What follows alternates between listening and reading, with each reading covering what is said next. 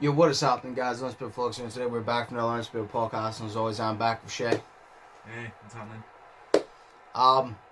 Anything at the rest happening your week? We'll cover it anyway. Yeah, I did 2 12-hour shifts this week in work. Nice. So, yeah, it was great. So basically, Something was actually different. Yeah. So remember how I explained that all of my work is basically on cages throughout the days? Yep. Right, well, what day was it? Thursday, I had a bunch of work sitting on the Tuesday rack and the Wednesday rack and the Thursday rack. So basically I did the 12 hours on Thursday and cleared up the Tuesday rack, the Wednesday rack, and half of the Thursday rack. So I got in on Friday and he goes, your count was 108 for Thursday, which is basically amazing because in 8 hours, or was it 8.5 hours, I'm supposed to do 44. So in 12 hours I did 108. So it's actually fucking amazing.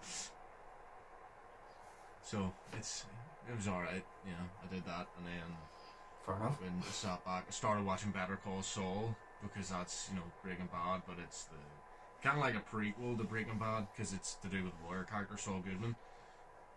So it's sort of alright, you know. I'm only on the 5th or something episode right now. It's really weird, so it is, but it's not like Breaking Bad at all at the start, so it's not. So, but it's pretty good. Fair enough. Yes. How was your week, Joshua? It's the exact same as every other week. Nice. Yeah. It's exact same. So, yeah, might as well move on. It's the exact same. Sure. We'll have the Resident Evil conversation now because you completed it last week. We had a little bit of a discussion, but we'll actually have it now. But before we actually go on to that, right? Right. I just want to say, right before we go on to it, do you remember I said to you, I didn't realise how good of a year 2017 was for horror games? Yes. I'm finding out day by day that it's actually a better year than I thought, right? I have it down here. So obviously in 2017, in January, Resident Evil 7 was released, right? Very good game. Then I mentioned that Outlast 2 was released in April, and I was like, damn, that was a really good start to the year. I also realised that The Evil Within 2 was also released around October time, I think it was. So there was like 3 really good horror games released that year. And each time, it just randomly popped up because I searched it, and then it popped up The Evil Within randomly on, do you know, if you go on Google, it gives you like random articles. Popped up The Evil Within, so The Evil Within 2. So I clicked on it, and it said 2017. And I was like, every single day I'm finding out that more horror games have came out in 2017. I'm like, that was such a good year for horror. Can we go back to 2017? Can we go back to 2017? Like. I cannot wait until Dying Light 2 comes out. I don't know when it's supposed to come out, either this year or next year, but it's probably next year. But it's coming out. Like, I think that all the game companies, like the games I have been waiting for, as in Hogwarts Legacy and Riders Republic. It was you. Did you mention Hogwarts Legacy to me before? Yes. Right, I know, because Daniel brought it up that a few games were coming, they were coming out, blah, blah, blah, and then he mentioned that, and I was like, that seems familiar. I'm like, I'm pretty sure Shay mentioned that to me, but I'm not 100%. Yeah, no, I did. You know, it's supposed to be this, like, RPG type Hogwarts fucking game. It's meant to be really good, but I honestly think that all these game companies are delaying their games, obviously because of COVID, because COVID is a thing, but, also because of the massive shitstorm that was Cyberpunk, you know what I mean? Oh yeah. Because I mean they've been working on that game from like 2012. You know what I mean? Still came as a piece of shit. Exactly, it comes out 8 years later and it's not complete. You know what I mean? And I haven't played it since January because January was the first big patch that came. February a big patch came, but I don't think that the game still yet is ready to be playable. Yeah. You know what I mean? So I just haven't played it. Haven't even got it installed, so whenever I want to install it, I need to put the 2 discs in and do all that process again. So I'll do that in a couple of months, whenever I hear that it's good. So You'll be waiting more than a couple months then. Oh, I mean, it took them, what did you say, 8 years for them to bring out a broken game? How long do you think it's going to be for them to actually bring out the fixed version? A long time. Trying it out. Yeah, like, what was it? CD Projekt Red, they made the game called The Witcher 3. Yeah. You know, that is regarded as like one of the best sort of games I've heard. Yeah. I haven't played it. I haven't played it either. I've heard it's really good, and I've been suggested to play it, but I haven't played it. Because it's meant to be like an RPG type game. Yeah. But, I don't know, it's like, they say all this stuff like it's really good, but then they say it came out, whenever it came out, it didn't have as much problems as Cyberpunk, but it still had game-breaking issues.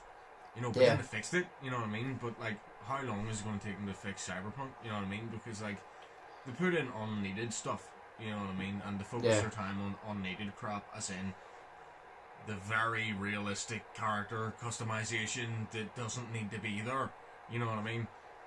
Yeah. As in, you know, biology and whatnot. But that doesn't need to be there. They could have focused their attention more on something different. They've put more thought into, right, so how can we enlarge this man's penis to more than, right, how can we run this game? Exactly. You know they literally thought about it. You see, take note, who the fuck did Cyberpunk? Who made it? Right, see, take notes off Rockstar. They brought out Red Dead Redemption 2, and it was amazing, and you could still see the horse's testicles shrink when it was cold. Exactly. But the game still worked. Yeah. Exactly, like, they did it so well that, like, you know, like, your footprints in the snow, they stay there, you know what I mean? And, like, someone walks around the corner, you follow them, they stay there, you know what I mean? You kill them, they're, like, you kill a fucking animal, like a deer or something, and then you can go back to it later in the game, and it's decomposing, you know what I mean? Like, that is amazing. You know, I so cannot wait until GTA 6 comes out. So that's the difference. That's gonna be amazing. If it comes out. If it comes out, yeah. Because like, you get all these posts on Facebook, man, and it's like, news on GTA 6, GTA 6, GTA 6, and you're just like, I haven't heard anything from Rockstar about There's been news on GTA 6 since 2015. Has there? No, like, I'm taking sarcastically, like the way people go, oh, GTA 6 has been announced, GTA 6 is coming out, it's been announced for 2022, and you're like, there's been news for GTA 6 by 2015, according to people. Like, literally, you'll get people that literally go, oh, GTA 6 was announced, blah, blah, blah, and you're like, you've been saying this since 2015, get over it. We're probably not getting GTA 6 till, like, 2030, get over it. I'm like, they're literally working so much on GTA 5 online, because they know they don't need to make GTA 6, because they're still making money off GTA 5. Because of the online, and I still enjoy. Would I like GTA 6? Yes, but I still enjoy GTA 5 online.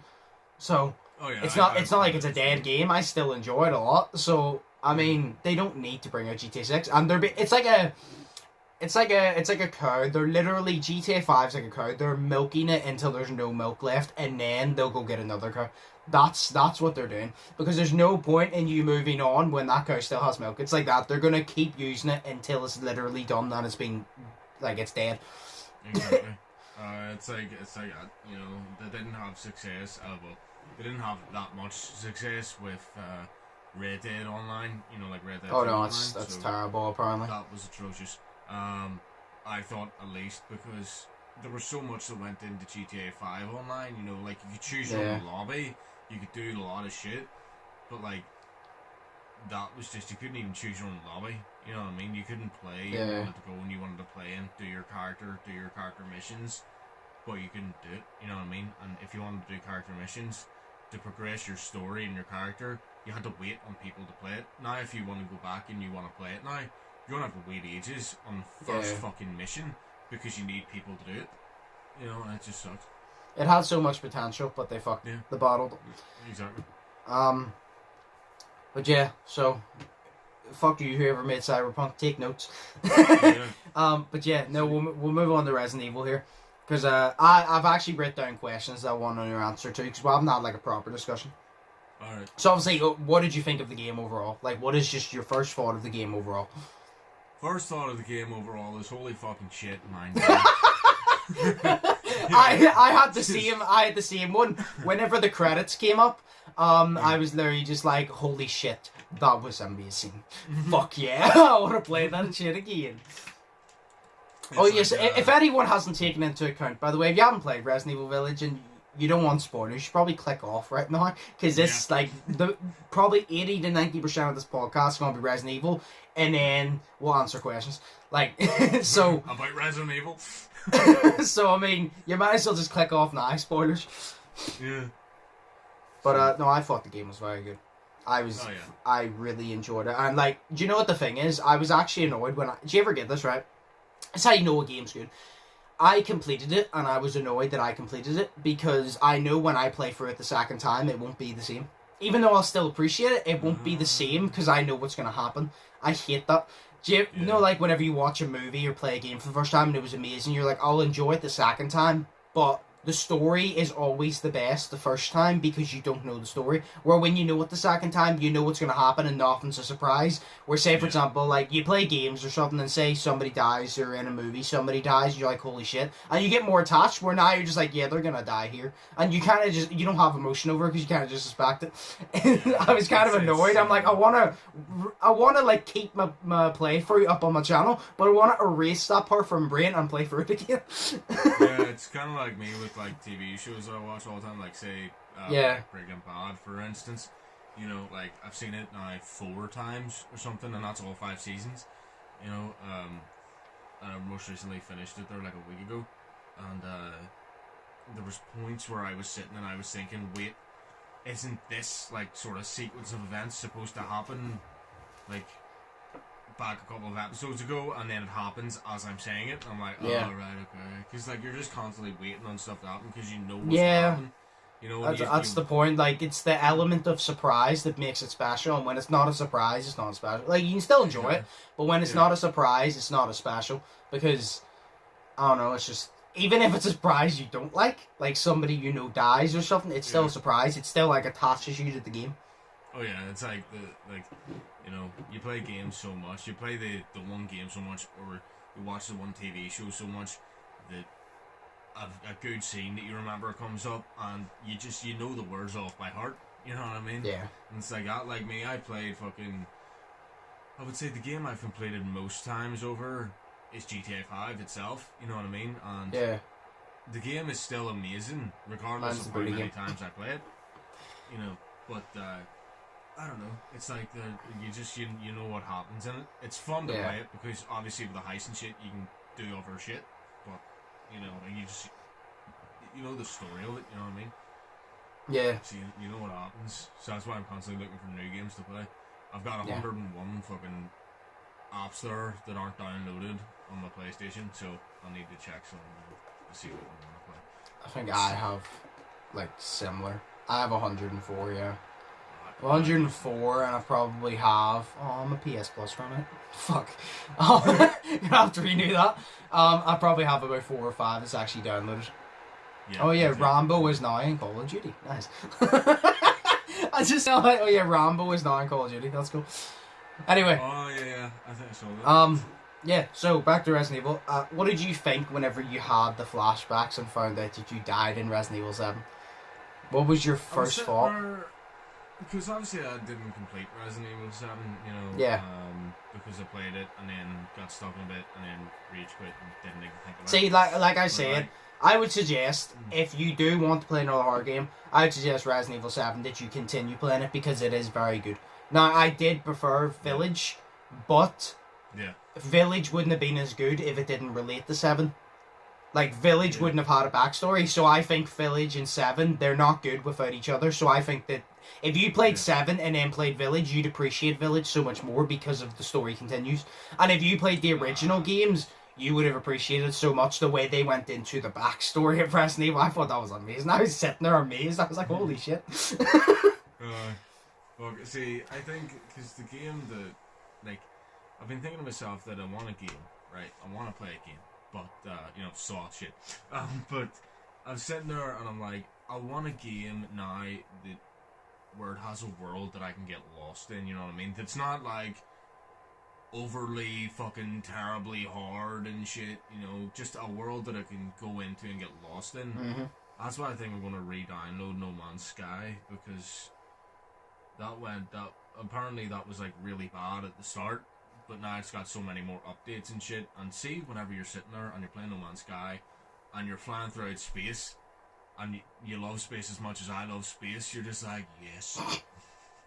So I want to get lost in that world. Or Skyrim. Skyrim has an amazing world. So, but I don't know. But yes, what was your response to whenever he died? It was sort of it was like it was weird as fuck, but it explained it, so I was like, right, okay, and I understood why I didn't understand. If he I get what you mean, but it was just I understood why I didn't understand, so it helped me understand. Yeah, it's like Neville in the first Harry Potter. Problem is, I can't remember what I've forgotten. You know what I mean? So he forgot what he forgot. Yeah. So, but yeah, so that was the whole thing. Like, and I thought it was really good. That it explains why. Obviously, you said spoiler alerts, so it explains why that he can put his hand back on and fucking use it, and then she takes his heart out, and he's sitting there, and he's still breathing, and you're just like, what the fuck, fam? That was really good. It's like whenever me and you were having the conversation last week's podcast, I obviously knew the whole story, and whenever you said, he reattached his fucking hand, like, that doesn't make sense, and I was sitting there like, please complete the game, I want you to see why he can't, because I had the same reaction as you. No, but see, whenever that happens, I was there like, that makes so much fucking sense. He got his hand cut off, he reattached it, got his heart ripped out, he's still alive. He's been stabbed multiple times. In Resident Evil 7, I'm pretty confident he also got his arm cut off. If I remember, I'm pretty sure he got his hand cut off or something like that. He got stabbed in Resident Evil 7. Fucking the crazy bitch Mia, whenever she says, stuck a fucking nail through his hand. He got I think he got like one of his fingers like cut off. He did. He got like one of his fingers cut off in Resident Evil 7. In Resident Evil Village, he got two of his fingers fucking bit off. So whenever I found that out, I'm like, that makes so much fucking sense, because this guy is literally the definition of immortal. You can't fucking kill him, no matter what you do. And like the part I was confused about, that it was because I obviously watched a lot of videos after this, like of other people's opinions, and it was a really good point. And this guy was saying in a video, he said, the way Mother Miranda, she was kind of like, there's no way Mother Miranda was like the head, like she controlled them basically. It was, someone said, it's like, how could she, because she kept saying, you're a very like difficult challenge, Ethan Winters, blah blah blah, and you were kind of just like, but how did you not know that he was dead? If you get me, like, you being Mother Miranda, how did you not know that he was part of the mold and he was dead? Like, I don't get it. I was like, I thought that you of all people would have known. I don't get. Yeah. Fucking alarm went off. No, I don't get how she didn't know. It's probably because she didn't. Like, wasn't that Mother Miranda that turned all the rest in? You know what I mean? And it's just like, well, maybe, for instance, she didn't know because she didn't turn him. Yes, but it's like, maybe she was just blind to it. Yeah, but it's like, it's like she took Mia's place in the house. So it's like, would she not have known? Because sure, it explains at the end that she took Mia's place after Mia gave birth to Rose. Something must have happened. She took Mia's place in the household. And it was kind of just like, but you were close to him that entire time while you were watching him in the household, blah, blah, blah. So how the fuck did you not know this? This is why I don't get it. I just don't get it. Yeah, but then again, Ethan didn't even know that he was dead. Yeah, but that, you know what I mean? Yeah, but that's different, if you get me. Because it's Ethan, it's kind of different, but I just don't understand how she didn't know. But I have no idea, to be honest. Maybe it was just as simple as she was too busy with Rose and she was too busy with her ceremony. She just didn't give a shit. She just didn't bat an eye. And then you mentioned it to her, she's like, oh, do you know what? Do you know what? Yeah, now that you mention it, you do kind of look transparent. You do kind of look a little bit transparent. You do kind of seem a wee bit dead to me. But we're all dead inside. So oh god. What was your favorite part of the game? You already know mine. You already know this. You already know this. What? Probably the same part as yours. Yeah. The doll part. That part was fucking awesome. Yeah, the doll part. The whole game was amazing, but I like that part because that was like the horror part of the game. It was all no played, it's part of horror. But that was the part that it was like, right, we're gonna throw you down the deep end, like we're gonna throw you down the pit of horror, and I loved it. Like I literally remember when I walked into the room, and there was the dummy of Mia, and it was creepy enough because you're like, it's a dummy of Mia, and then the part that really like I was like, oh shit, is whenever you wash the ring, you get to go blah blah blah, you go down into the well. And you walk down a dark fucking hallway with stairs. That's creepy enough. You walk into literally a room with nothing in it but a well. That's creepy. Because that's reminds you of horror. You climb down, and I literally remember you can like listen to me in the playthrough, right? And I kind of choose to ignore it. And I go, oh look, there's a dummy there. And I climb back up out. And then the baby starts crying. I'm like, oh shit. Because I acknowledged that the dummy in there was the dummy that was just left on the table. But I tried to ignore it for my own sanity. And then I walked back up and I'm like, no. In my head I was like, no. Maybe it was just a different doll that looked like me. And then I walked in and the lights were red and I'm like, oh fuck. I walked over, the dummy was gone and I'm like, oh my god. Yeah. Oh my god. I was like, oh no. Did you notice that there was what was it? Whenever you went into the room with the whale, because obviously I went down and the first thing you see is the whale. Yeah. But the first thing I do is walk past the whale. Oh no, I did that. I go around the whole room. Did you notice the cradle, like the wee baby cradle? Sure. Whenever and then when you climb out, I think it's broken in half. Yeah. No, that's what I do. Sure, if literally. Every game, that's why sure the game took me like 9 hours. If I had just focused on the story, I would have been completed a lot quicker. But say, me and Slay think the same, right? Say you go through a door and there's left and right, and say you walk right, you open a door and that's the way you have to go. Me and Slay turn around, run back left to see what's there, and then go right. That's literally what we do. Yeah, no, that's what I did. Yeah, that's what I did. I think because I don't want to miss anything. A couple of times. Oh, exactly. No, there was a couple of times where I sort of knew what room I was going to go into, to progress the story. Yeah. So then I didn't go into that room, and then I went into the other room, and that was the room that actually progressed the story, and I was like, oh, fuck, sick. But that was it, but thankfully you got to explore sort of the rest of the house whenever you sort of killed the doll and whatnot. Yeah. But I saw that first bit whenever there was you walked into the big open room and there was that thread wire on the floor, the wee yellow shit. Yeah. Whenever you got there and it ran up I think it ran up the stairs or ran up somewhere. Yeah. I didn't actually follow that. I just completely deviated to go and see everything, and there was that wee dude's bedroom, and that was class. See, whenever when I walked in, obviously upstairs, I assumed upstairs is where you had to go. I thought that's where you had to go. So I searched the rest, and then I ended up going down the elevator and was like, shit, I never got to go upstairs. And then in the boss fight, you get to go upstairs anyway and see what's up there. But I just assume, looking back, because that's in the boss fight, I assume if you go up there before you go down, the door of the bedroom will be locked. I assume. Or maybe it's just open, but I assume it would just be locked or something to save you from going in there until the boss fight. I don't know. No, the door was open. Oh, was it?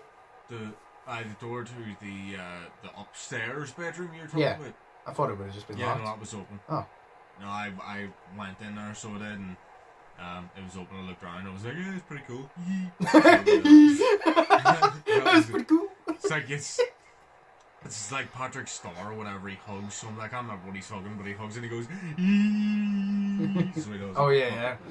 But no, yeah, that was it. It was, that was great. I literally see that boss fight, right, with the big baby. My god. The one that cries and chases you? Yes. Well, that's not a boss fight, but I get what you mean. That was fucking terrifying. Yeah.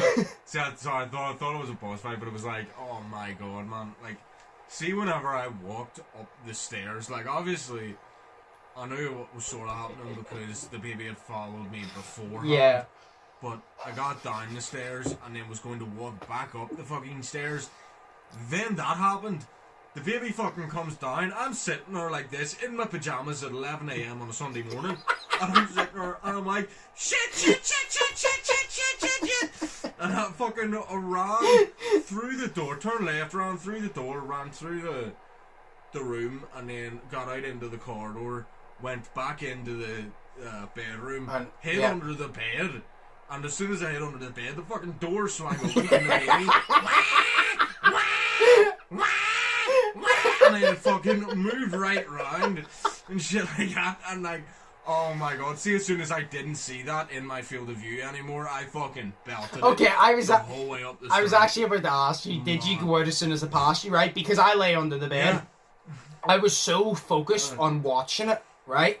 That it went behind me and then came back around and went out the door. And I repeated myself constantly. I'm like, I think I was supposed to run.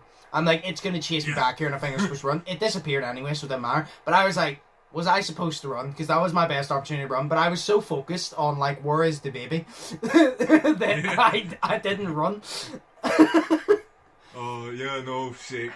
No, as soon as that shit, because obviously its face wasn't looking. Whenever it went round the bed, its face was only looking round the bed. It wasn't looking where I was going. So I was like, shit, right, I'm a run, fam. I'm legit belted here. Yeet. Ran up the stairs. Yeet, like legit. So ran up the stairs. I can't remember what it did, but I had to get the breaker thing. Yeah. So I got the breaker thing, stuck it in, and then the fucking door wouldn't damn open. The baby was coming after me, so I ran into the other room. You know, with the film and the wall. Oh, yeah. So I ran into that. The wall was closed. The film wasn't on. And I ran round, and then the baby comes in again. It's like, wah, wah, wah, wah. And then it's coming like after me and shit. And oh my god, I scared the shit out of myself. But then I went into the elevator, and it was closing, and then the baby came up, and it was just like, wah! And it was fuck me. And, the door closed. And then you just see its face, and I'm just like, oh. You should have heard my reaction at that part. See, whenever like, no, you open the elevator. Do you know whenever you press the button and the elevator opens slow as shit? And I'm like, open! And then it finally opened. I ran in and hit the button, and it was closing. And I think it was. Yeah, I think it's what I said. I was like, oh, the fucking door! And I started shitting myself because that was legit, because I was literally thinking, I'm like. What if the door doesn't close in time because I took too long? And I'm like, but I was as fast as I could be. Oh yeah, no, that was me, 100%. I was just fuck. Oh me. god, I was wanting it to open so fucking bad, dude. Oh god. But yeah, no, that was 100% the best part of the game. What was your favorite boss fight? It was the fish guy, wasn't it? I can't even. No, Monroe. it was Heisenberg. Oh, Heisenberg. Heisenberg is my favorite boss fight. But can I tell you quickly just one thing that I found amazing in that game? Go for it. Right. See Moreau, right? See. Is that how you say his name, by the way? Is it Monroe? Because it's not spelled I Monroe, but I'm confident I've No, heard multiple people say it like that. It's spelled like Moreau or something. You know, like Ormo Park. It's spelled like that with the E-A-U and all that shit. Yeah. And it's O, I think. But it's like that. But see, after you finished that, right, and you went up, and there was the wee ball for the labyrinth thing, and it was on that wee like podium thing. Then there was the gargoyles. You kill the gargoyles, and there's two sort of like, well, there's one hut, and then I think there's another hut, and then up there's another hut. So there's like treasure. Oh, you talking about in Monroe's part? Yes, yeah, I never found the marble, by the way. I did not find it. I noticed. I'll tell you the mistake I made. No, sorry, no, I did. I'll tell you the mistake I made. Remember, just quickly. Remember, I told you I couldn't get the doll labyrinth puzzle to work. Yeah. I found the ball for Monroe's one, and I found the doll's machine, but I didn't find the doll marble ball because I didn't check the box beside the tree. Whenever I was coming back, so I didn't realize. And I didn't turn around to check the corner, so I didn't find Monroe's thing, because I was so focused on getting the treasure and progressing the story, I didn't pay attention. And then I realised later on, I'm like, no, I found that machine, found this ball, didn't find that ball, but didn't find that machine. I'm like, so I found one of each. I could not find Moreau's fucking, his labyrinth machine, but I found his ball. It was right beside the fucking windmill you go into as well, because I literally noticed. Do you know where you get the treasure? You come back, you walk through the gate, there's pigs, you walk through the gate to the right to go back to the main village. See, as you walk through that gate where the pigs are, it's literally directly in your left in the corner beside the windmill. I checked, and I was like, I missed that, because I was so focused on I was like, treasure, then go get Heisenberg. I was so focused on that, I didn't pay attention, and it was right there. That angers me. It angers me because I actually remember seeing it. You know, I remember looking at it and thinking, oh no, I don't have a ball, I'll just come back and do this shit later. Yeah. And then I got out and I was so hyperventilating or hyper-focused on the fact that I need to go and do this now. Yeah. So I couldn't fucking find it. But there was a part in it where you go up to the 2 wee huts, right? And then there's one more hut, I think, up a wee tiny bit of a hill. Yeah. You go through that and there's... the wall is sort of broke, so you obviously crouch down and you go into it, and there's a werewolf in it, so I shot him in the face. It's class. I think that's where you get like this like python sort of revolver gun. Yes. And I honestly can't remember where you get it. But No, you're correct. Yeah. No, you're 100%. Yeah. It's beside Monroe's thing. You go up. It's the final house. To the very right, you go up, and then it's literally the revolver, and that's whenever the fucking werewolf type thing that you can't really kill and just walks around appears after you go in. Yeah, see, that was what I was going to talk about, because that was amazing. Because because you remember whenever you start off doing Moreau's thing, you open the big gate, and then the werewolf comes and attacks you. Yeah. You know, I shot at it. I went up onto the roof, shot at it a good couple of times. Now, this is the first one. This isn't the one we're talking about. But I shot at it a good couple of times, and I noticed every time I shot it, it ran back to me, so I could go down the ladder and then shoot it more. And then it would run away and shit. Yeah. But I noticed, right, this is the same thing. I'm going to shoot this. It's going to come after me. Mm-hmm. So I planted... what the fuck do you call them? Landmines. Yeah. Yeah, landmine. Literally landmines. I planted 3 landmines outside the door, so like one to the left, one to the very front, and then one to the right. Planted them, waited for him to come round, shot him twice, just with a pistol. Yeah. And then he fucking comes, and he runs, and he actually jumps at me, and I see as soon as he jumps, he lands on a landmine, and it just fucking blows up. So it does, and then he goes fucking flying. Oh my god. Did you kill him? And then he was just dead. Yeah. Oh wow, I didn't. I did the exact same thing as you. I kept shooting. I realized I wasted all my ammo, and I go fuck this, because I realized I was like, you're not even supposed to kill him. You're supposed to sneak around them. That's the point. I was like, that's literally why you stick to the right of the map and you sneak around him. I'm like, fuck this. I don't have any more bullets. I only have my pistol, so I just snuck around him, and I'm like, I'm glad I didn't kill him, because it was more scary sneaking around him. But see, well, fair enough. But see, after you kill him, you get his crystals, I know. like his bone crystals, and they're worth like 30 grand. I know, because 30 limit. see, I know that because they're scattered all throughout the map. Do you know Louise's house that burns down originally at the start of the game? Yeah, I can't get into that. I couldn't. No, you can't. You can't get into it. But if you go, if you go back there, you get the treasure. If you go back there really late, just before you go to the wolf cave, that same like werewolf type thing is guarding outside her house, and you kill it, and you get one of them as well. Oh fuck! See, I didn't know that. I didn't go to her house. But no, I only went to her house because there was a treasure there. You get the necklace, and then the only shit thing is, I got the treasure.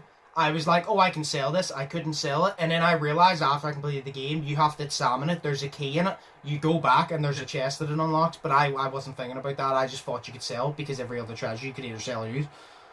But I didn't examine it to check the key, because I was trying to play the fucking story. Yeah, because I knew there was a key, but I don't actually know what the key was for. I don't actually think I used that key for anything. I'm not too sure. But what?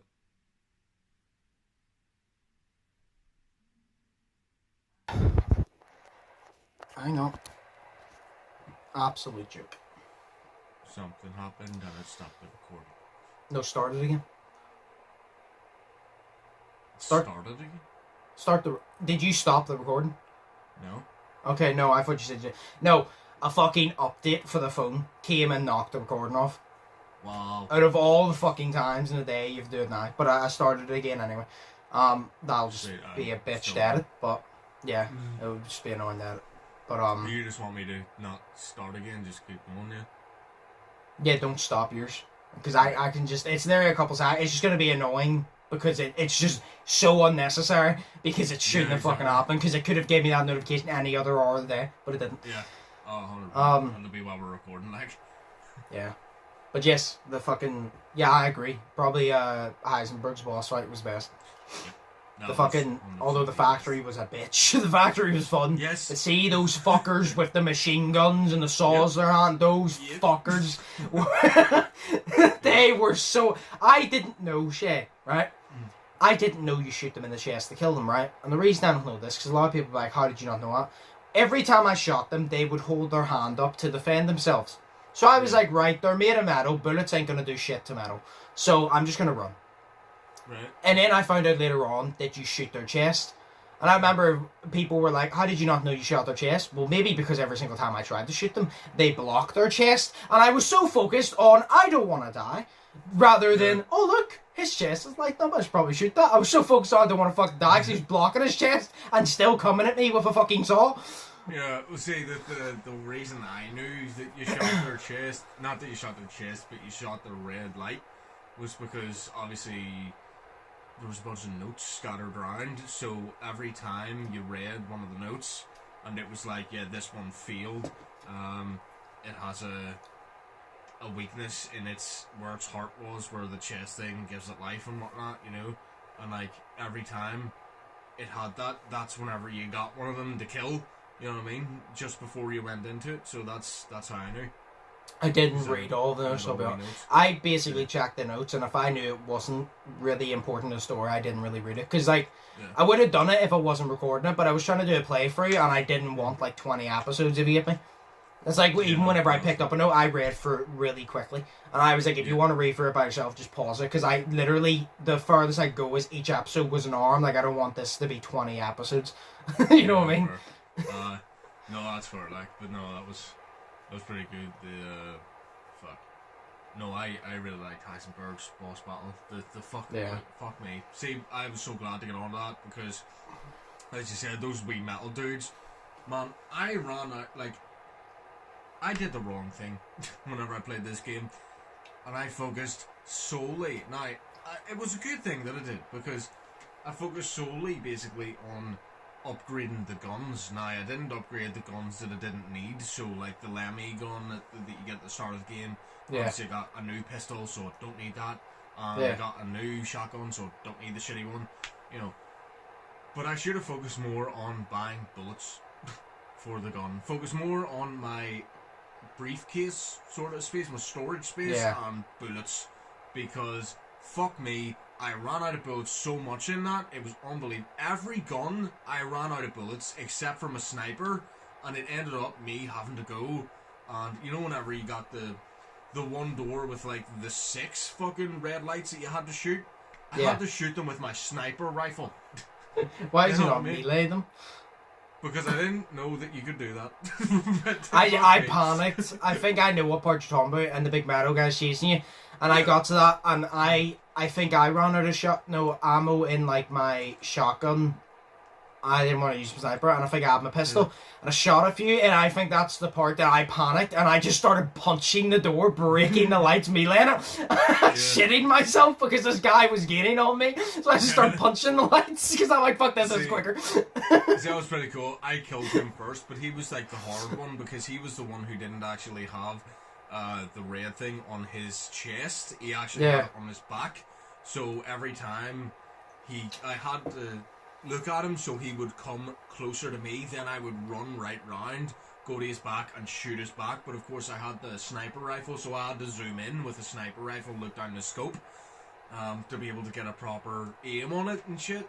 My god, it was just hard. That's what it was just hard. So, and it was it's a shame I didn't know that, because I crafted stun grenades, and I used those stun grenades when one of them were chasing me. If I had to get somewhere past them, I would stun them, run past them. If I had knew, I would have just killed them on the spot while they were fucking stunned, but I didn't know. Oh well, it was more entertaining watching me shit myself run around. It's more entertaining every single time I had to go get stuff, and I was like, I'll have to go back to these, instead of killing them all, and then it being a patient, calm thing. It was more entertaining to see me like, oh no, I have to go back there. Oh no. No, we'll move on here as well. The Easter eggs. There's so many Easter eggs, a lot of them you didn't get. One of the funniest Easter eggs, you won't get it, but I'll explain it to you. Do you know when Heisenberg, you get yeeted outside, and the fucking factory blows up, and that's Chris? Chris blew the factory up. Yeah, I've heard it. I think I've heard this one. Heisenberg says, was it that boulder punching asshole? Yeah, Right? yeah. Because in Resident Evil 5, it was probably the stupidest moment in Resident Evil history, but it's funny. In Resident Evil 5, at the very end, you're in like, it's not a volcano, but it's like a volcano place. It's like there's lava everywhere, and there's a part where you have to push a boulder, and you're Chris, obviously, you have to push a boulder over so you can run across it. He's pushing with all his might, and for some reason, Chris thinks in his head, let me just punch this, because A, definitely punching a boulder will not break my hand, and B, punching a boulder is going to be stronger than me weighing all my weight against it. So he punches it like 6 times, and then it falls over. And I remember seeing that, I was like, that is so stupid. And then whenever he goes, I'm going to kill that boulder punching asshole, I'm like, yes! I'm like, yes! And then there were so many Easter eggs, like, you obviously won't get these, but I'll say them real quick, is, do you know in the original house, whenever you very first start off the game, whenever you're in the house putting Rose to bed, if you go over to the bookshelf and you look at one of the books, it tells you, oh, it's about this, blah, blah, and it tells you who it's by, and I can't remember exactly, but I'm shit with names, I think it's Sutphin E. Spencer, which was originally, it all relates back to Umbrella. So there were so many books, they would say something, and you're like, oh my god, he's from that part. And it's like, it was small little Easter eggs. It's like, he read that book, and he was from this part of, like, Resident Evil, like, 2 or 3 or whatever. And then whenever you went into Miranda's lair, whenever you found Mia, you read the notes. I really liked the fact that there was notes to give, like, a backstory on all the 4 ones, like the doll, the Monroe and shit. I thought that was really cool. But you read one of them, and then you find out that because Miranda's a vampire, the original person, is it Spencer? I'm shit with names. The original person who was behind Umbrella in the first place, which in the original games basically created this like thing that turned people into zombies, like vaccine quotes, right?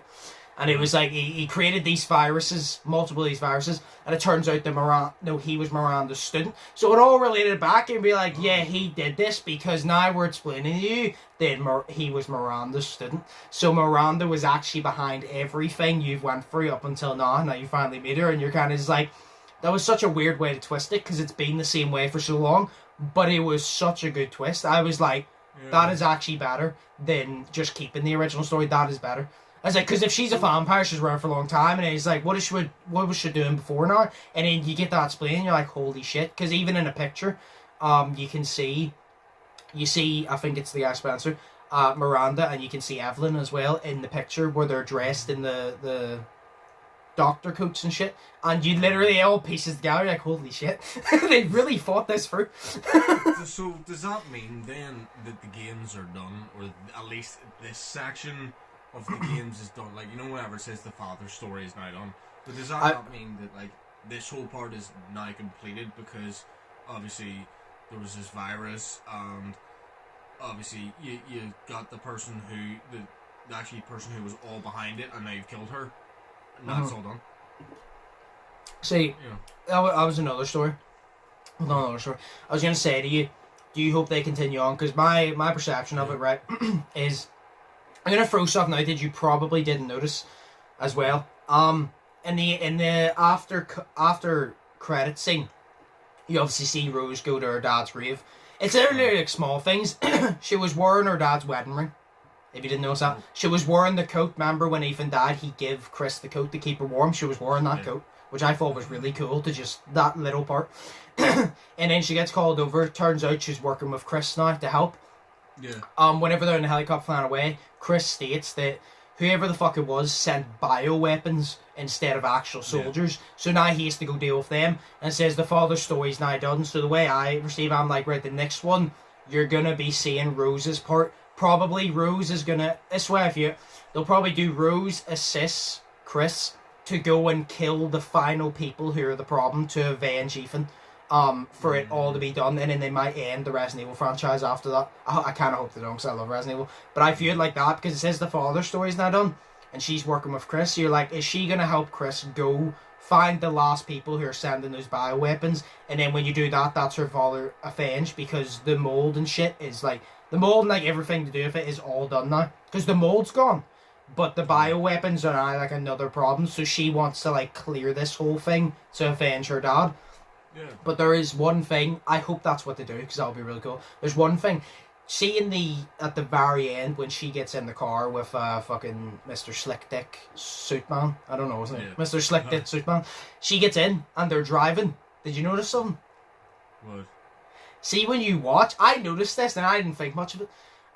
When they were driving, I was obviously watching the car drive. When as it gets really, really far, it looks like the car stops.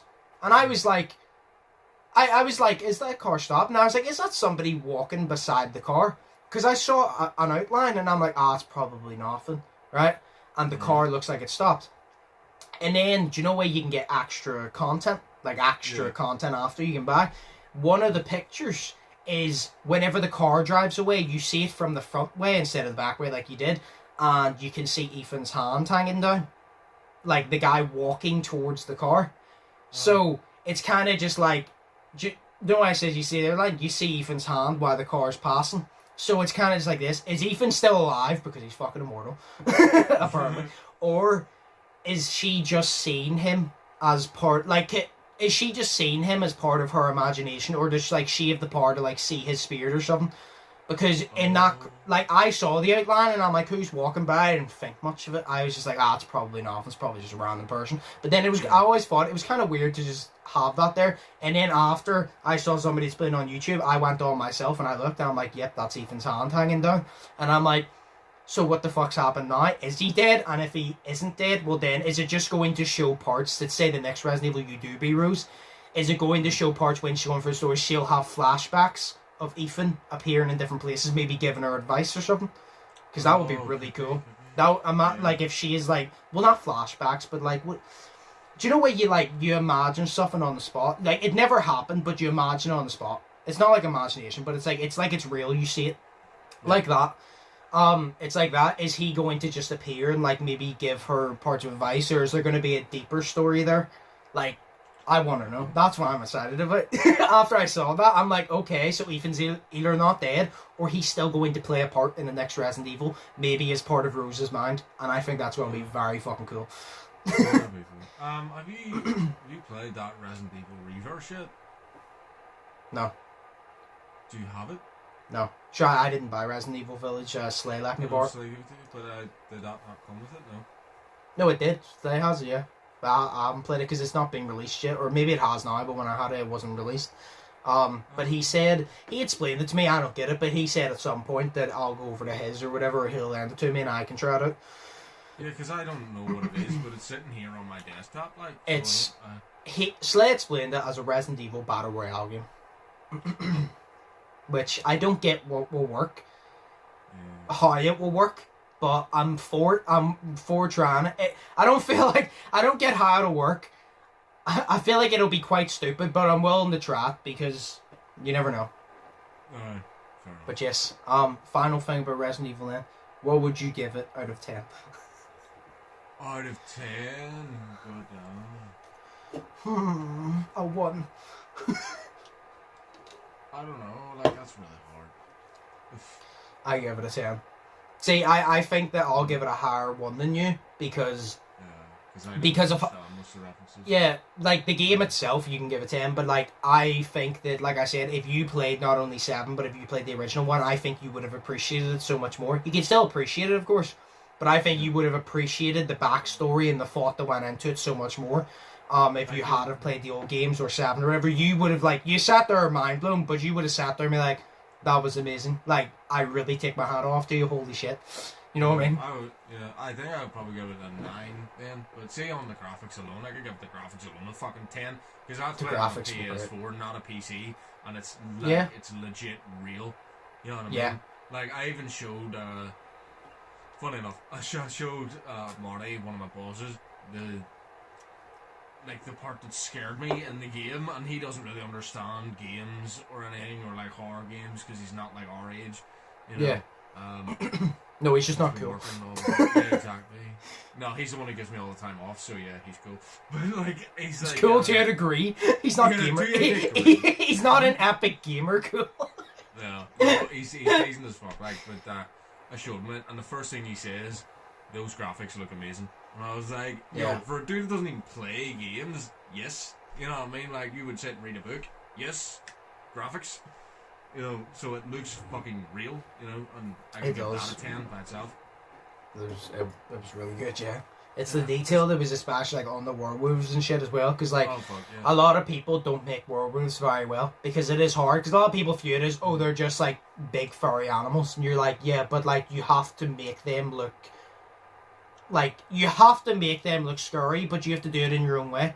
Because if everybody just did it the same, it wouldn't be special. And I think they did it really cool in their own way. Because those ones, the ones you basically snuck around, they were obviously werewolves. But it's like, it's just the way that they were made. They were genuinely fucking terrifying.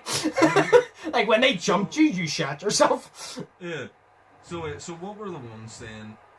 The normal ones that you could just shoot in the head with a shotgun? Were they werewolves or were they like wolf zombies? I think their actual name was Lycans. It was like Lycans, like lichens, but they were type of werewolves, yeah.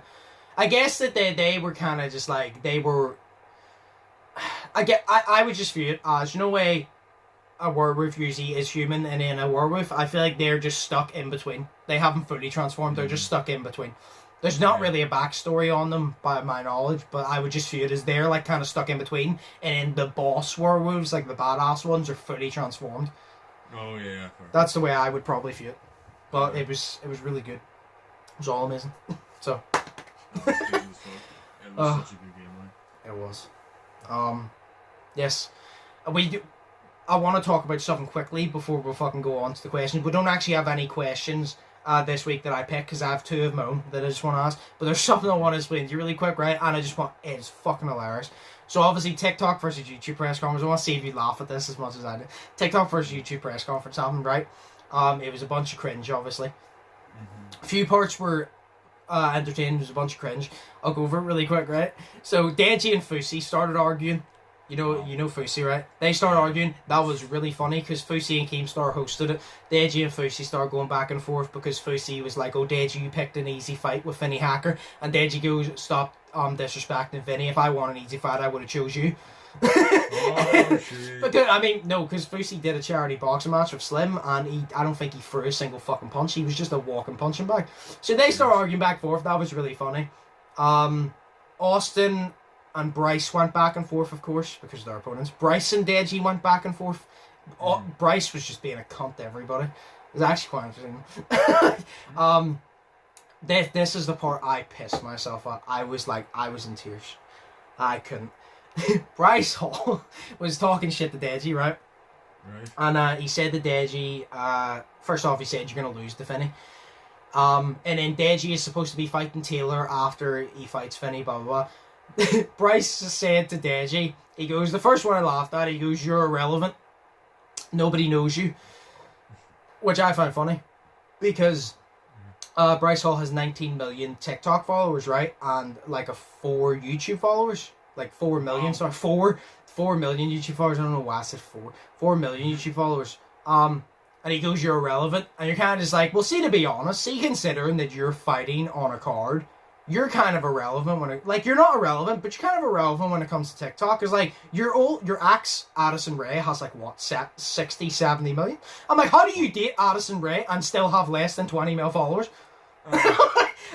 Because you're a dick.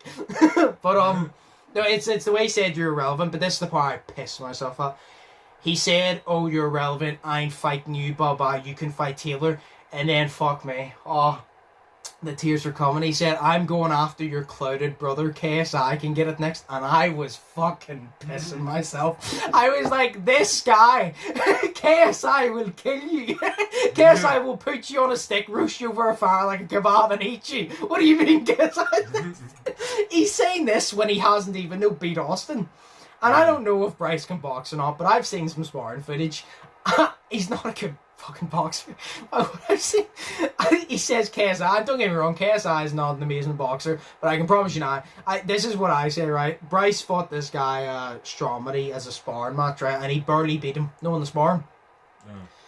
And he said to KSI, because KSI goes, "You're a fucking joke." And he goes to KSI, that KSI won over Logan by a shitty call, right? So he just edged him.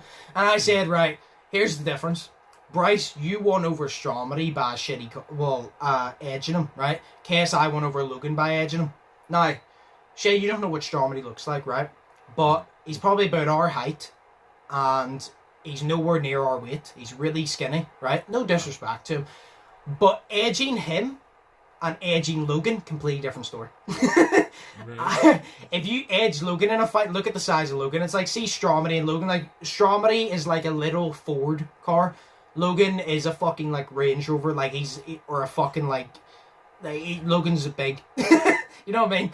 Edging Logan in a fight is completely different to just edging, like, a random TikToker who has never boxed in his life. That's completely different. But he's calling out KSI. He's like your Ford Focus from GTA 5. Yes, he's like that, and Logan's the tank. Yeah, but it was so funny because he called out KSI, and I was pissing myself because I'm like, no, KSI will kill you. I'm like, KSI will kill you, and that's the truth. But I was like, do you know what? See if you beat Austin, I will happily watch you fight KSI and watch KSI beat the shit out of you. I will happily watch that shit. Oh god. And then there was a fight as well, which made it more entertaining. Austin and Bryce going back and forth, blah, blah, blah. Bryce wanted smoke from everybody. Even though, like I said, I don't like Bryce, he's an asshole. But I respect it. He made the press conference more entertaining because I don't think there was a single YouTuber on that fucking stage that he didn't have a back and forth with for a second. He went back and forth with everybody, and I was like, you're such a cunt, but you're so good at being a cunt, and I respect it. Good acting job. But I'll say is, the only thing he needs to work on is trash talk. His trash talk's fucking shit. There was a few parts that he was good. Then there was a few parts that were terrible. Like, kids on Xbox in 2015 talked better shit than that. You need to step up your game. Because there was just a few Xbox parts. in 2010 talked better than that. Yeah, I was like, there's just some parts you need to work on, buddy. But no, then there was a fight broke out. Bryce goes, have you ever been in a fight? Austin goes, what do you consider a fight? He got up. Bryce goes, if you step up on me like that again, I'll fucking slap the shit out of you. Austin stood up. Austin stood up again. This was the funny as well. Bryce went in for a push, and about 3 fucking security guards tackled Bryce to the fucking ground. Austin was on top of him. Everybody fucking broke out in a scrap. It was great. And then there's a video, and it's so funny. You see Bryce's head shaking on the ground. You're like, what the fuck is he doing? There's a closer angle. Bryce is trying to bite Austin's ankle. Because he's on the ground, Austin's standing, and he's trying to sink his teeth into Austin's ankle. Like Austin is a freshly made cheeseburger. This is the fucking TikTok generation.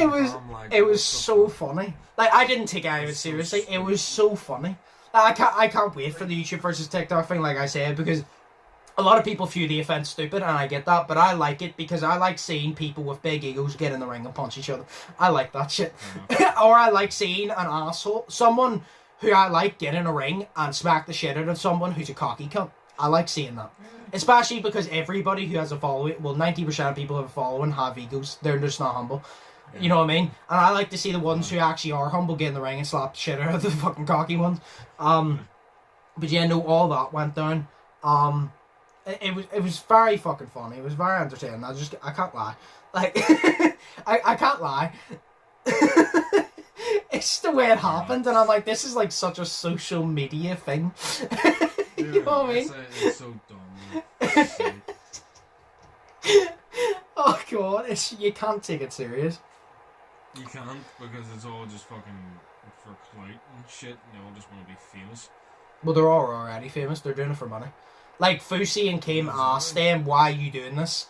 And most of them just said money. Like, Deji's doing it because he wants to avenge his loss to Jake Paul. He wants to prove to people he can box. Gib is doing it because he wants to avenge his loss to Jake and prove he can box. Taylor wants to do it, I guess, for money as well, but he is also the most experienced on the card. Austin and Bryce, they want to do it because they want to beat the shit out of each other. You can see genuine hatred, but they're also doing it for money. But the most of the people, like Tanner Fox, I don't think it was GameStar, goes to Tanner, why are you doing this? You're like the nicest YouTuber, why would you do a boxing match? And he goes, well, I like money, and there's a lot of dumb things I'll do for money. And I just sit there like, that's literally me.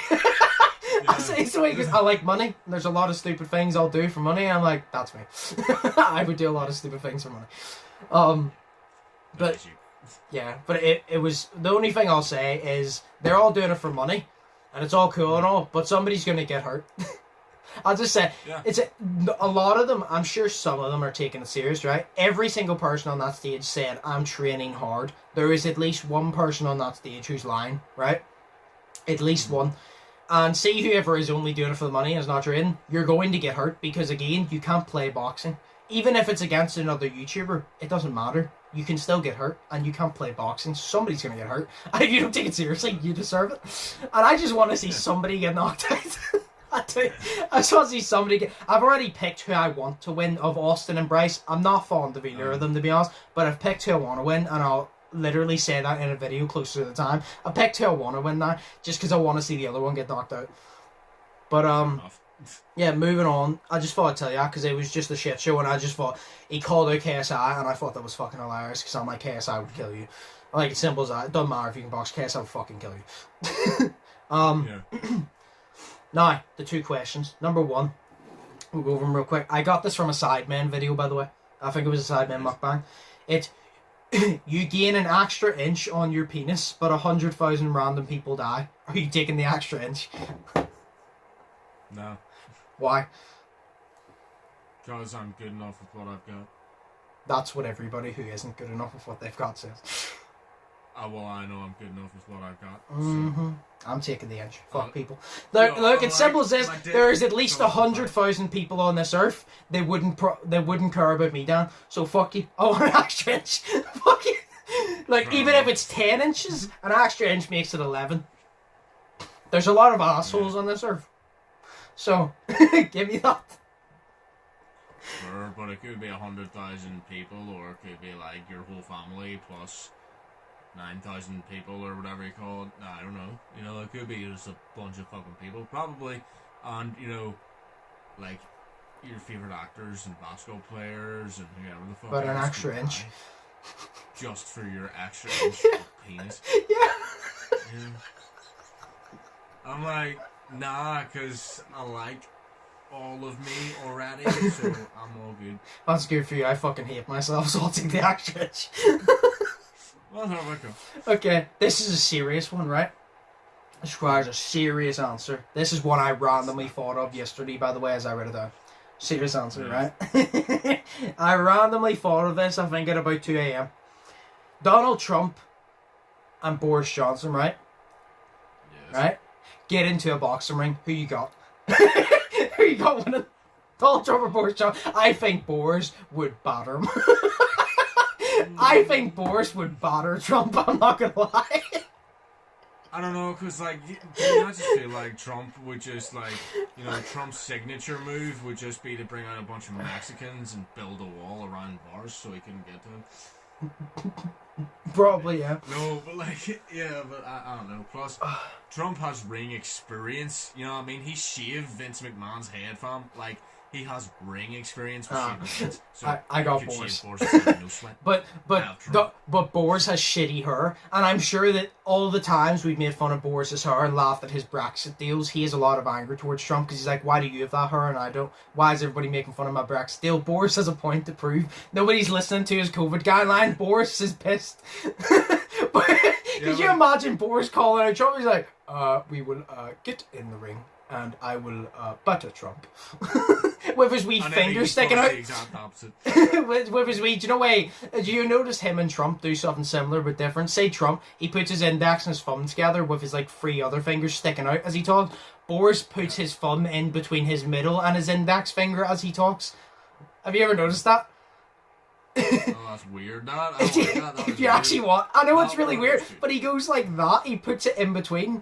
It's like whenever he's turning, he goes, "The Brexit deal is almost done. Oven ready deal. Put it in the microwave." And he puts his finger like that, and it's really weird. Oven ready deal. Put it. In That's the what he does. Wow. Do you not remember him saying that? I remember you saying. Russell Howard took the piss out of him. They said about Brexit. He goes, "It's an oven ready deal. Put it in the microwave." And Russell Howard goes, "Now I'm no chef, but if the meal is oven ready, why are you putting it in the microwave?" Oh my god, that's amazing.